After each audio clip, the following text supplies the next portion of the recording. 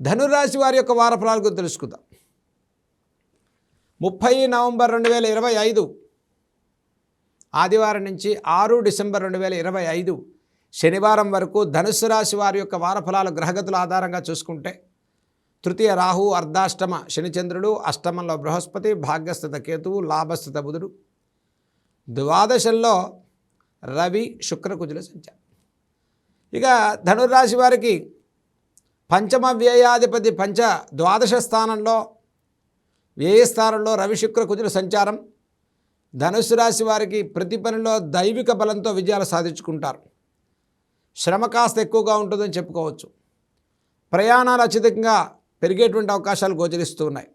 దీర్ఘకాలిక అనారోగ్య సమస్యలు ఇచ్చే జాగ్రత్తలు పాటించండి. కుటుంబ విషయాల్లో ప్రోత్సాహకరమైన వారంగా చెప్పుకోవచ్చు. ఆర్థికపరమైన విషయాల్లో సానుకూల పరిస్థితులు కలుగుతాయి. వృత్తి వ్యాపారాల వారికి ప్రోత్సాహకరమైన వారంగానే చెప్పుకోవచ్చు. స్వయంకృత అపరాధాలు పెరగకుండా శ్రద్ధ తీసుకోవడం చెప్పదగ్గ సూచన.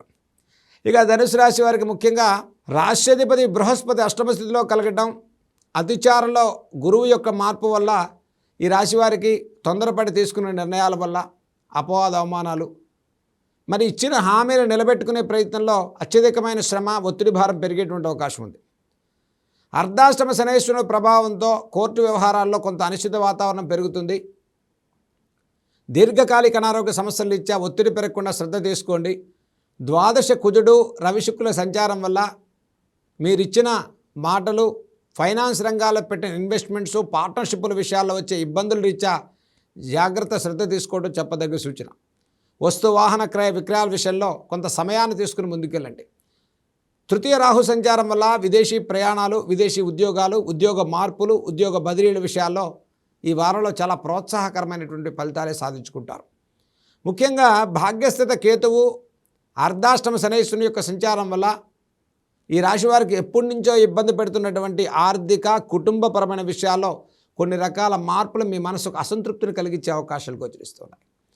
కాబట్టి ముఖ్యంగా ఆత్మవిశ్వాసంతో మనం ఫైనాన్షియల్గా ఏదైతే ఇన్వెస్ట్మెంట్స్ కానీ, వ్యాపారపరమైన మార్పులు కానీ చేసుకునేవారు కొంత సమయాన్ని తీసుకోండి. రిలేషన్షిప్ విషయాల్లో జాగ్రత్తలు పాటించండి. కుటుంబ విషయాల్లో సానుకూల పరిస్థితులు కలుగుతాయి. దైవిక బలంతో ప్రతి పనిలో ఒక పాజిటివ్ నేచర్తో ముందుకెళ్ళటం వల్ల విజయాలు సాధించుకునే వారంగా చెప్పుకోవచ్చు. ఇక అర్ధాష్టమ శనైశ్వరుని ప్రభావం వల్ల ప్రతి పనిలో తదేకమైన శ్రమ, ఒత్తిడి భారం, మానసిక అలసట, ఒత్తిడి పెరిగేటువంటి వారంగా ధనుస్సు రాశి వారికి చెప్పుకోవచ్చు. ఒక విధంగా ఈ రాశి వారికి మిశ్రమమైన ఫలితాలతో కూడుకున్నటువంటి ధనుస్సు రాశి వారి ఈ వారంలో చేయదగిన పరిహారాల గురించి తెలుసుకుందాం.